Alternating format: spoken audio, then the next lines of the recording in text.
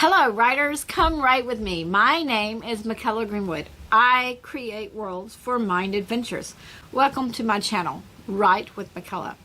Don't forget to like and subscribe and hit the bell so you can go on this journey with me. Today is Tuesday, and today we're going to discuss some terms, abscond, if that's the way you say that. Some people say abscond, but I think abscond is the correct pronunciation. Obfuscate and surreptitious. So, those are some words. We're going to start with abscond. Abscond means to go away or escape from a place secretly, or to leave hurriedly and secretly, typically to avoid detection of or arrest for an unlawful action. But it doesn't have to be unlawful. If you think of Romeo and Juliet, they absconded from their parents to get married. Now, synonyms. I like synonyms because it helps you get more of a rounded picture of what the word means.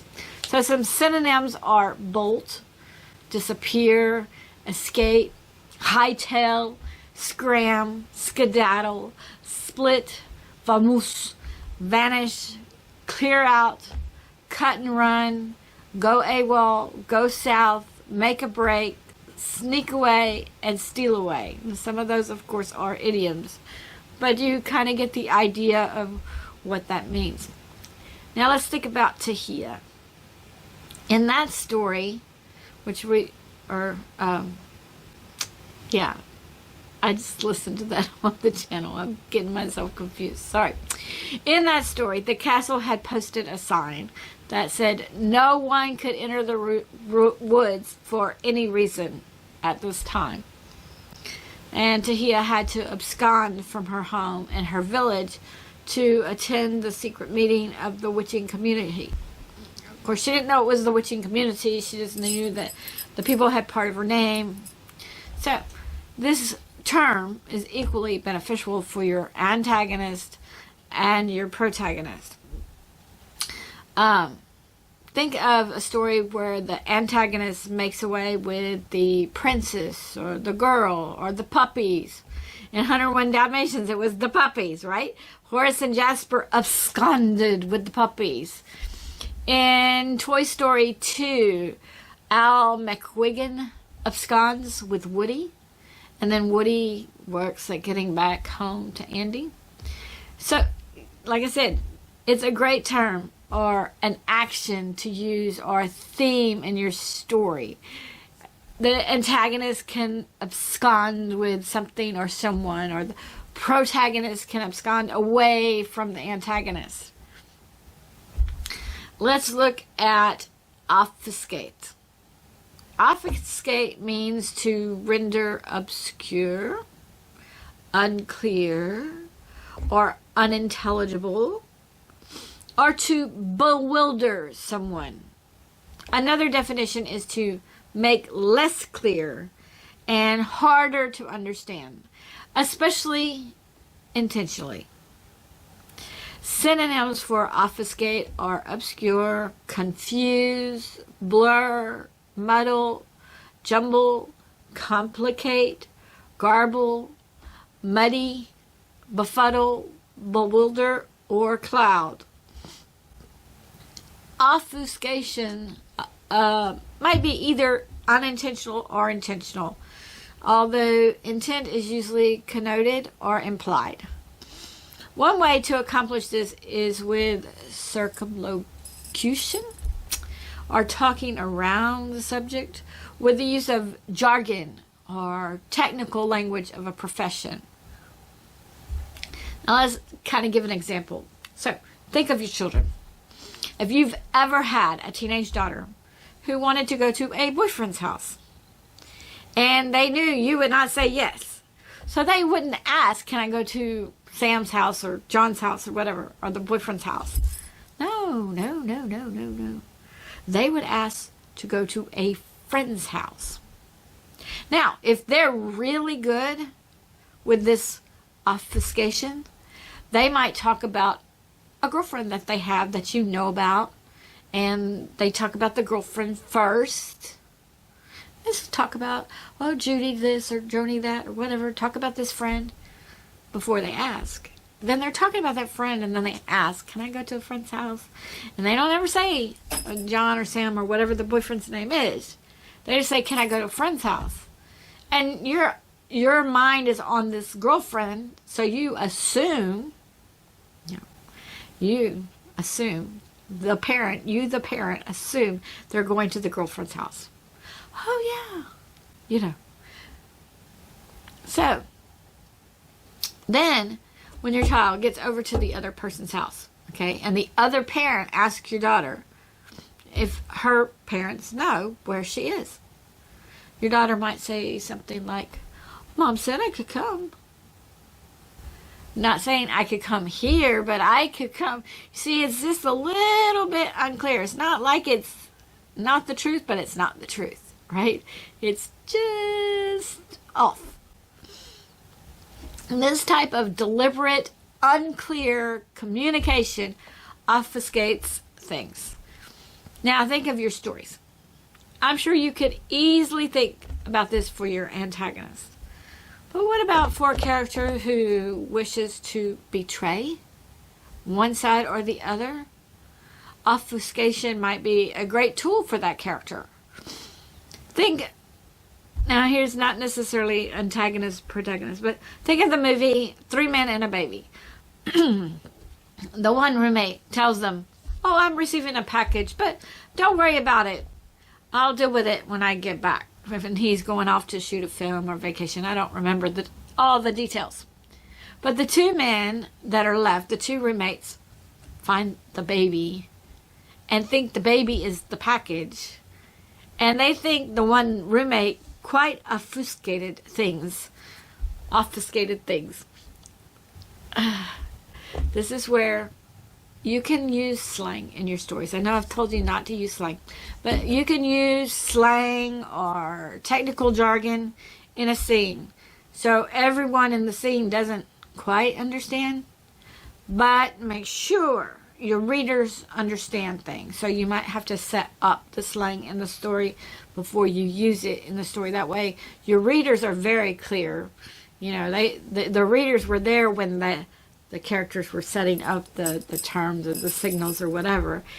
But the people that they're with now in this scene, these other characters weren't there, so they don't catch things. But the reader's like, I know what's going on. Some readers might be, oh, that's so obvious. They're going to get it like that. But you know how it is when you're when you're around friends or whatever, and you weren't there when they created a joke or whatever, and they're like, oh, inside joke, whatever. So this is a place where you can use that slang or technical jargon, and it's okay to put it in your scenes. Your characters can use code words, especially if they think there's a spy or someone who will betray. Like I talked about earlier, that person that's gonna try to get away or whatever. Perhaps the mob might use terms to obfuscate that they intend to kill a certain someone. Some terms we would know, like they're going to knock them off. We know about that. But that they could use other terms that they would internally know that's what they intended. Now, we've looked at 2 great terms or ideas for you to use in your story. Even if you don't use the actual word in the story, I'm not saying throw these words in your story. I'm just saying this is an idea for you to use when you're creating your story. So now let's look at our last word, surreptitious. Surreptitious is done or made or acquired by stealth, clandestine. Surreptitiously is something that is done in a way that attempts to avoid notice or attention. Secretly or done without attracting observation. Some synonyms of surreptitious, I can't say the word right now. Surreptitious surreptitious. There we go. Surreptitious are clandestine, covert, furtive, secret, stealthy, and underhanded. While all these words mean done without attracting observation, surreptitious applies to action or behavior done secretly and often with skillful avoidance of detection, and sometimes in violation of custom, law, or authority. This is where somebody takes pains to avoid being observed. Now, something that comes to mind for me is when parents don't want a toddler to have something, and they just distract, oh, look at this toy, look at this toy. They distract the toddler with something else, and then they surreptitiously remove and hide the item they don't want the toddler to have or even remember. So they kind of, oh, looky here, and then they put it and they slip the other one away, and they might sit on it, or they might put it behind their back, or they might pass it to another parent who removes it.